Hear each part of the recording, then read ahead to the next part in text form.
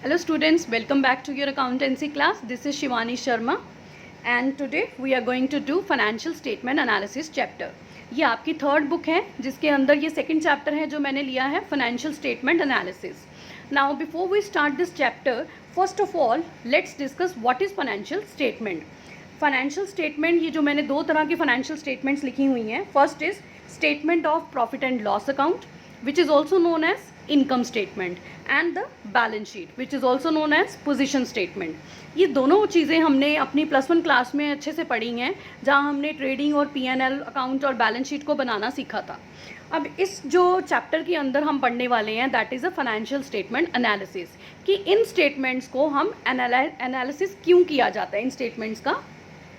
Basically जब हमें business के अंदर कोई डिसीजन मेकिंग करनी है तो हम अपना प्रॉफिट एंड लॉस अकाउंट या बैलेंस शीट से देखकर डिसीजंस नहीं ले सकते.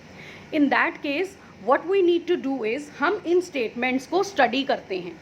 हम इन स्टेटमेंट्स को अपनी कुछ टूल्स की हेल्प से किसी और फॉर्म में कन्वर्ट करते हैं ताकि हम उसमें से डिसीजन डिराइव कर सकें. अब जो ये statement of profit and loss account है जिसको हम इनकम स्टेटमेंट भी कहते हैं, इनकम स्टेटमेंट हमने इसका क्यों नाम रखा है क्योंकि ये हमें प्रॉफिट्स और लॉसेस के बारे में बताती है, that is a income statement. और बैलेंस शीट को हम पोजीशन स्टेटमेंट कह रहे हैं which we already done in our +1 class कि बैलेंस शीट एक पोजीशन स्टेटमेंट भी होती है. तो पोजीशन क्या है? बिजनेस की position on the basis of liability and on the basis of assets of the firm. तो हमारे एसेट्स कितने हैं और लाइबिलिटी कंडीशन कैसी है बिजनेस की, ये हमें बैलेंस शीट से पता चलता है. तो now let's start this chapter with the financial statement analysis meaning. तो first I am going to cover is meaning of financial statement analysis. It is the process of reviewing and analyzing a company's financial statement to make better economic decisions to earn income in future. Like in this definition it is clearly written कि एक process है जिसमें हम इनको review करते हैं, हम analyse करते हैं स्टेटमेंट्स को, कंपनी की फाइनेंशियल स्टेटमेंट्स मतलब बैलेंस शीट और P&L को. क्यों करते हैं? To make better economic decisions. हमें कुछ ऐसे डिसीजंस लेने हैं फर्म के अंदर, जैसे सपोज़ हमें लोन लेना है तो डेफिनेटली हम अपने फंड्स चेक करेंगे कि क्या हमारी जो सॉल्वेंसी कंडीशन है, हमारी लिक्विडिटी कंडीशन है, क्या वो बेटर है फर्म के अंदर, क्योंकि बैंक भी हमारी इस कंडीशन को चेक करेगा. And to earn income in the future. And इसलिए भी एनालिसिस किया जाता है क्योंकि हम फ्यूचर में भी प्रॉफिट्स कमाना चाहते हैं. कोई भी बिजनेस हमेशा याद रखना लॉसेस कमाना नहीं चाहता, हमेशा हम लोग इनकम ही चाहेंगे. Then there is one definition, very important definition. This definition says financial statement analysis is largely a study of relationship among the various financial factors in a business as disclosed by a single set of statement and a study of trends of these factors as shown in the series of statements. Now हो सकता है ये definition आपको बहुत ही ज़्यादा complicate लग रही हो but it is very very simple. और ये पूरी डेफिनेशन अगर आपको समझ आ जाए, ये पूरा मीनिंग है फाइनेंशियल स्टेटमेंट एनालिसिस का. वो कह रहा है इसके अंदर कि ये जो एनालिसिस है it is a largely a study of relationship among various financial factors. बहुत सारे फाइनेंशियल फैक्टर्स होते हैं बिजनेस के अंदर, जैसे बिजनेस में टेक्नोलॉजी ट्रेंड कैसा है, प्राइस इकोनॉमी का ट्रेंड कैसा चल रहा है, प्राइस फ्लक्चुएशन किस तरह की चल रही है, ये सब इकोनॉमी के ट्रेंड्स हैं, फाइनेंशियल ट्रेंड्स हैं, फैक्टर्स हैं as disclosed by a single set of statement. और कुछ इन्फॉर्मेशन है जो हमें इन स्टेटमेंट से मिल रही हैं. And study of trend of these factors, हम इनकी ट्रेंड्स की स्टडी कर रहे हैं यहाँ पे, इन फैक्टर्स की, जिन फैक्टर्स की हम बात कर रहे हैं as shown in the series of statement. तो यहाँ पे भी कंप्लीट उसी वे में बताया गया है कि जो भी स्टेटमेंट्स हमारे पास अवेलेबल होंगी लास्ट ईयर की, उन स्टेटमेंट से हम अपनी डिसीजन मेकिंग को स्ट्रॉन्ग करेंगे. उन जो भी स्टेटमेंट्स हमें अवेलेबल होंगी उन स्टेटमेंट के ऊपर बेस्ड हम क्या करेंगे, कुछ डिसीजंस लेंगे और वो डिसीजन हमारे बिजनेस के लिए बहुत इंपॉर्टेंट होंगे. Now this is all the meaning of this chapter, financial statement analysis. Analysis करना मतलब पूरी डिटेल स्टडी करना किसी भी एस्पेक्ट को लेकर. Now the next topic which I am taking is parties interested in financial statement. Now parties interested, I have divided them in two parts, internal and external. Like there are some internal parties and some external parties. which are directly or indirectly interested in financial statements of the firm. Like वो financial statement analysis करते भी हैं. Reason क्या है, one by one हम उनको discuss करेंगे तो हमें रीज़न भी क्लियर हो जाएगा. तो first I am taking internal. First is share holders. Now share holders और investors they both are same. Share holder कौन है? जिसने बिजनेस के अंदर पैसा इन्वेस्ट किया है, जिसने बिजनेस के अंदर पैसा लगाया है टू अर्न मोर मनी. तो शेयर होल्डर डेफिनेटली इंटरेस्टेड होगा ये जानने के लिए कि हमारी बिजनेस की जो प्रॉफिटेबल कंडीशन है, जो सेफ्टी ऑफ उसकी इन्वेस्टमेंट है, क्या वो इंश्योर हो रही है, और वो कहाँ से पता चलेगी? फाइनेंशियल स्टेटमेंट में से, यानी बैलेंस शीट में से या फिर प्रॉफिट्स में से. Next is management. Now management management is also an internal part of the business. Management के अंदर बहुत सारे different divisions होंगे, departments होंगे जो business काम कर रहे हैं, business के लिए काम कर रहे हैं. तो वो लोग भी इंटरेस्टेड होंगे एडुकेसी ऑफ कैपिटल स्ट्रक्चर को देखने के लिए, इन्वेंट्री स्ट्रक्चर को देखने के लिए, फिक्स्ड एसेट्स की रेशो को देखने के लिए, ओवरऑल फाइनेंशियल पोजीशन जो है फर्म की प्रॉफिट में जा रही है या नहीं जा रही है, बिकॉज मैनेजमेंट ने बहुत ही डिसीजंस लेने होते हैं.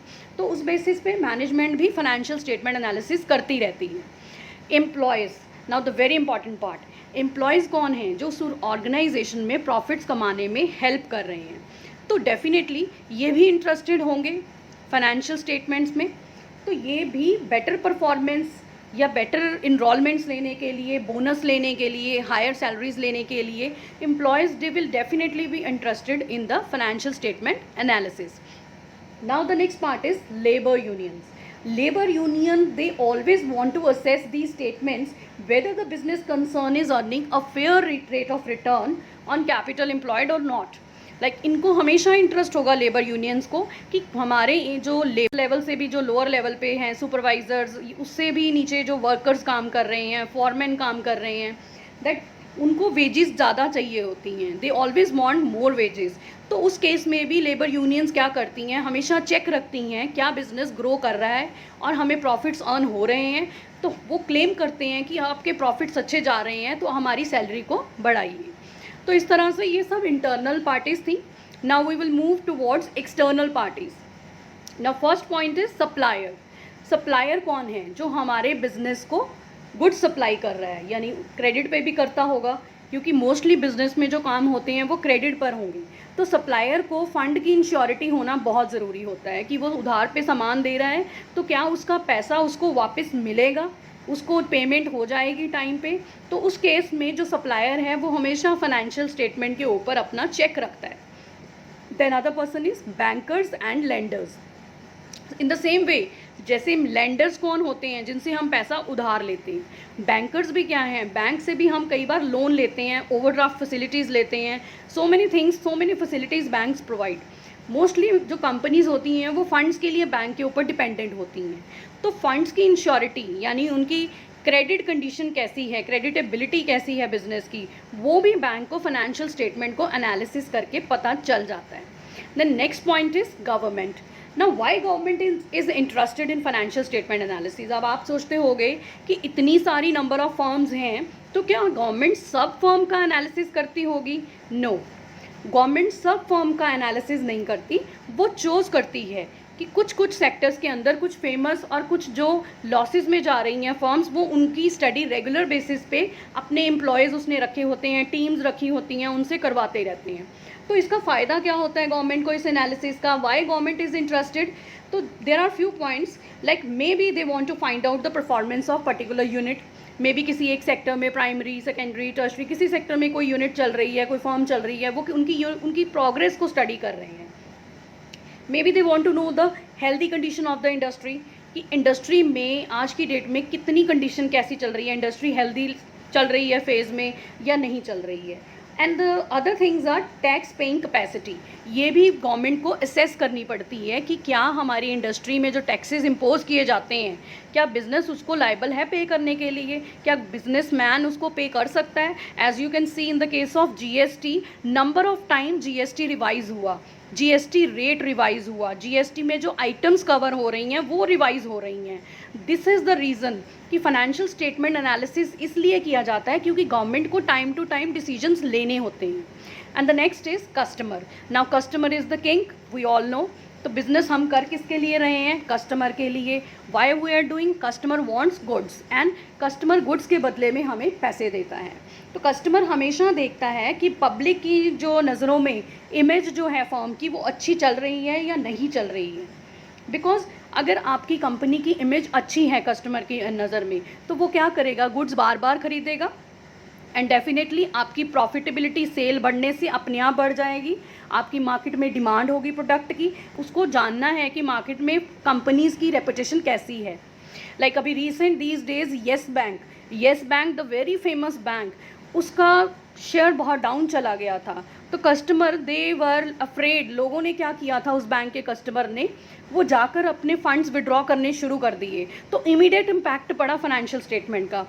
उनकी फाइनेंशियल कंडीशन जिस तरह से गवर्नमेंट ने उसको अपने अंडर लिया या उसके ऊपर कोई रिस्ट्रिक्शन लगाई, इमीडिएटली कस्टमर्स के माइंड में भी आया कि डर लगा उनको, तो उन्होंने फंड्स विड्रॉ करने शुरू कर दिए. And in like these kind of things, जिससे कस्टमर इंटरेस्टेड रहता है कि फाइनेंशियल कंडीशन किस तरह की फर्म की या किसी भी बिजनेस की चल रही है. And the last is researchers. Researchers कौन होते हैं?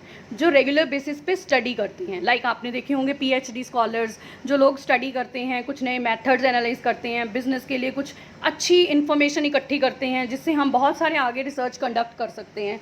तो इससे भी क्या होगा? Growth aspect, profitability aspect, country का पोजीशन ऑफ बिजनेस, जो कंट्री में बिजनेस चल रहे हैं उनकी पोजीशन किस तरह से है, all over the world comparisons होते हैं. तो ये रिसर्चर्स जो हैं ये भी एक्सटर्नल पार्टीज़ हैं और ये अपने काम के लिए कंपनीज़ के फाइनेंशियल स्टेटमेंट को रेगुलरली एनालाइज करते रहते हैं. तो यहाँ तक तो था पार्टीज़ इंटरेस्टेड का. और इसके बाद हम करेंगे लिमिटेशंस और importance of financial statements. Now the next topic is importance of financial statement analysis. Video थोड़ा लंबा हो जाएगा, इसलिए हम इसके बाद एक लिमिटेशंस वाला टॉपिक कवर करके नेक्स्ट वीडियो में बाकी टॉपिक कवर करेंगे. तो यहाँ पर जो इम्पॉर्टेंस के पॉइंट्स कवर हो रहे हैं, those are, first is assessing the profitability. Assessing the profitability हमारे लिए फाइनेंशियल स्टेटमेंट एनालिसिस क्यों इम्पॉर्टेंट है? हमें ये चेक करना है कि हमारी जो प्रॉफिटेबिलिटी है फर्म की वो किस तरह की है. क्या हमारी प्रॉफिटेबिलिटी मैच हो रही है हमारी सेल से, हमारी कैपिटल से, हमारे टोटल एसेट से? तो उसके लिए हमें फाइनेंशियल स्टेटमेंट को एनालाइज करना पड़ता है. Assessing the creditability. क्रेडिटेबिलिटी मैंने आपको अभी पहले बताया कि बैंक हमारी क्रेडिटेबिलिटी चेक करता है, तो वो भी पॉसिबल तभी होगा जब हमारी फाइनेंशियल स्टेटमेंट को हम स्टडी करेंगे. The next is progress of the business. किसी भी बिजनेस की प्रोग्रेस, ग्रोथ, प्रॉफिटेबिलिटी, सॉल्वेंसी को चेक करना हो तो शॉर्ट टर्म में अगर वर्ड यूज़ करें तो हम फाइनेंशियल स्टेटमेंट को एनालाइज करके ही कर सकते हैं. The next point is planning and budgeting. क्योंकि हम एनालिसिस कर रहे हैं डिसीजन मेकिंग के लिए, मैनेजमेंट ने कुछ डिसीजंस लेने हैं फ्यूचर के रिगार्डिंग, तो ये प्लानिंग के लिए बहुत इंपॉर्टेंट है. And budgeting is also part of planning, क्योंकि हम बजट्स को पहले तैयार करते हैं. हम इनकम और एक्सपेंडिचर स्टेटमेंट की जो एस्टिमेटेड इनकम और एक्सपेंडिचर स्टेटमेंट है वो पहले बनाते हैं. इसीलिए हमें प्लानिंग और बजटिंग में भी ये बहुत ज़रूरी है. Then next point is inter firm comparison and intra firm comparison. अब इंटर फर्म होता है किसी और के साथ कंपेयर करना. तो अगर हमें अपनी फर्म को किसी और की परफॉर्मेंस के साथ, किसी कंपनी की परफॉर्मेंस के साथ कंपेयर करना है, तब भी हम फाइनेंशियल स्टेटमेंट एनालिसिस के जो रिजल्ट आएंगे उसके बेस पर ही कंपेयर कर सकते हैं. एंड नेक्स्ट पॉइंट इज़ जो इंट्रा फर्म कंपैरिजन है वो है कि अपनी पिछले सालों की परफॉर्मेंस को कंपेयर करना खुद से ही. हम अपनी खुद की परफॉर्मेंस से, जैसे आप अपनी +2 की परफॉर्मेंस को 10th के रिजल्ट से कंपेयर कर सकते हो, तो that is your intra performance, intra comparison. Simplified presentations. Like अगर मैं आपको इन्फॉर्मेशन दूं कि gross profit of the firm is 20,000 and gross profit ratio of the firm उसी के ऊपर जो बेस्ड निकाली है दैट इज़ 50%, तो आपको 50% से समझ आ जाएगा कि फर्म प्रॉफिट्स जो कमा रही है, ग्रॉस प्रॉफिट, वो 50% कमा रही है. बट जो 20,000 अमाउंट है ये कभी भी आपको पता नहीं चलेगा इससे कि फर्म कितना प्रॉफिट कमा रही है. तो it is a simplified presentation, क्योंकि हमने इसकी हेल्प से, इसके जो टूल्स हैं हमारे पास, जो हम आगे पढ़ेंगे चैप्टर्स, डिफरेंट टूल्स, इसके उन टूल्स की हेल्प से हमारे पास एक फिगर आ जाएगी जिसकी हेल्प से हम कंपैरिजन कर सकते हैं. और presentation of information is also possible. And the next point is security analysis.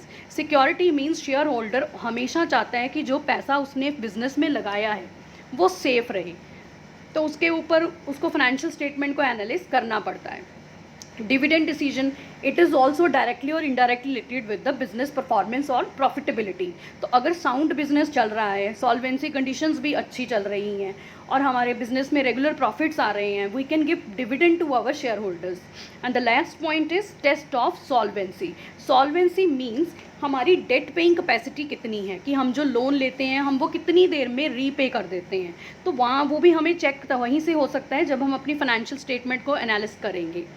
And the next topic which I have covered, and this is the last topic of this video, that is the limitation of financial statement analysis. Now this limitation is what? Loopholes, जो कमियां हैं, कुछ कमियां अभी भी रह जाती हैं। जैसे आपने +1 क्लास में अकाउंटिंग जब पढ़ा होगा, meaning of accounting, importance of accounting, तो वहाँ पर भी कुछ कमियां थी हमारी अकाउंटिंग में। सेम वो जो कमियां हैं वो हमारे फाइनेंशियल स्टेटमेंट्स के अंदर भी हैं। जैसे वहाँ पर भी हमने पढ़ा it is historic in nature, तो जो अकाउंटिंग हम करते हैं वो हिस्टोरिक नेचर की है। तो यहाँ पर भी पहला पॉइंट वही लिया है मैंने, हिस्टोरिक इन नेचर, क्योंकि जब आप फाइनेंशियल स्टेटमेंट एनालिस कर रहे हो तब आप कौन सी इन्फॉर्मेशन को एनालिसिस कर रहे हो, जो पास्ट के ऊपर बेस्ड है, जो बीत चुका है। तो हिस्टोरिक नेचर का हिस्टोरिक इवेंट से ही रिलेशन होगा, उन्हीं फैक्टर से रिलेशन होगा। वो जो हमारे प्रेजेंट फैक्टर्स हैं अब जो आने वाले हैं, जैसे कोविड पिछले साल नहीं था, this year there is a lot of pandemic जो कोविड का आया है उसकी वजह से बहुत सारी चीज़ें बदल गई हैं। तो we can't compare 2020 with the 2019 on this basis, क्योंकि वो हिस्टोरिक नेचर का हो गया है। वो जो पास्ट इवेंट है हमारा निकल गया है 2019, दैट इज़ हिस्टोरिक। जो करंट चल रहा है, ठीक है, करंट जो सिनेरियो है वो बिल्कुल ही डिफरेंट हो चुका है। Next point is static analysis is not much valuable. Static analysis होते हैं जो वर्टिकल एनालिसिस होते हैं, मतलब जिनको हम से 1 ईयर के एनालिसिस कर रहे हैं और अपनी फॉर्म के एनालिसिस कर रहे हैं। तो वो बोल रहा है कि यहाँ पर कि ये बहुत बड़ी लिमिटेशन क्यों है, क्योंकि हम आइसोलेशन में कंपैरिजन बिना, एक हमें फॉर्म और चाहिए कंपेयर करने के लिए, हम आइसोलेशन में कंपैरिजन नहीं कर सकते हमेशा। Lack of reliability.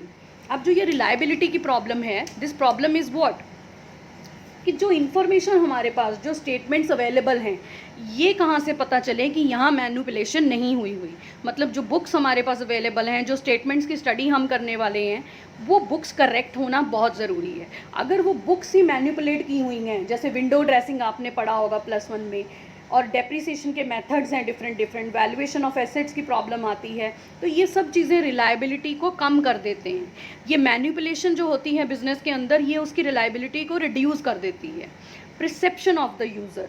Now 4th point says कि परसेप्शन मीन्स कि डिफरेंट यूज़र्स जो हैं वो डिफरेंट कंक्लूजन्स डिराइव करते हैं, उनकी अपनी अपनी परसेप्शन है। जैसे आपका अलग अलग टेस्ट हो सकता है किसी चीज़ को लेकर, वैसे ही हमारी परसेप्शन होती है, जो हमारा सोचने का तरीका है। लाइक कुछ लोग सोच सकते हैं कि जो करंट पोजीशन है फर्म की, अगर वो लिक्विडिटी पोजीशन अच्छी है तो वो बहुत अच्छी है, उसकी सॉल्वेंसी भी अच्छी ही होनी चाहिए। तो इस तरह से जो हमारी थिंकिंग है, डिसीजन मेकिंग है, वो हर एक पर्सन की अलग होती है। तो वो एक फिगर के ऊपर बेस्ड किस तरह से डिसीजन लेता है, वो उसके ऊपर, यूज़र के ऊपर डिपेंड करता है। ऐसे गवर्नमेंट जैसे डिफरेंट वे में लेगी डिसीजन, एक बैंक जो है हमारी इन्फॉर्मेशन को अलग तरीके से असेस करेगा। तो these are the perception of different users. Now next point is price level changes. Now price level changes are what, कि इकोनॉमी चेंज होते ही हमारे प्राइस लेवल भी चेंज होते रहते हैं। तो इकोनॉमी की वजह से जो अप एंड डाउन आ रहा है, फ्लक्चुएशंस आ रही हैं प्राइस लेवल में, उसकी वजह से भी कंपैरिजन जो है डिफ़िकल्ट हो जाता है। And the 6th point is shortcomings of tool of analysis. Tool of analysis कौन से हैं, जो डिफरेंट चैप्टर्स हमने पढ़ने हैं। जैसे हमने इसके अंदर रेशियो एनालिसिस पढ़ना है, कैश फ्लो स्टेटमेंट्स पढ़नी है, तो वो चीज़ें क्या हैं, उनकी अपनी भी कुछ कमियां हैं, लिमिटेशंस हैं उनके अंदर भी। तो वो कहता है shortcomings of tool of analysis भी one of the big limitation of this. Now the last point which I have taken is pitfall of inter firm comparisons. Sometimes there are some problems in inter firm comparisons. Like हम जो different firm के comparison की बात इसमें easy कर रहे थे ऊपर कि ये पॉसिबल है, यहाँ पर हम कह रहे हैं कि इट इज़ डिफ़िकल्ट, क्योंकि हो सकता है different firms they are using different methods for calculations, तो वहाँ पर हमें कंपैरिजन बहुत डिफ़िकल्ट हो जाता है। तो इस तरह से ये सारी क्या है, लिमिटेशन है फाइनेंशियल स्टेटमेंट एनालिसिस की। And student this chapter is very easy, और ये बोर्ड के पॉइंट ऑफ व्यू से कह लो या फिर क्वेश्चंस के पॉइंट ऑफ व्यू से, theoretically it is very important and it is very easy. And I hope ये क्वेश्चन और ये पॉइंट्स जो इसमें डिस्कस किए हुए हैं, ये पॉइंट्स आप अच्छे से रिवाइज़ करो, एक बार इनको अच्छे से व्यू करो, इन पॉइंट्स को लिख लो, और इन पॉइंट्स को अच्छे से मेमोराइज भी करो। Thank you so much for watching this video.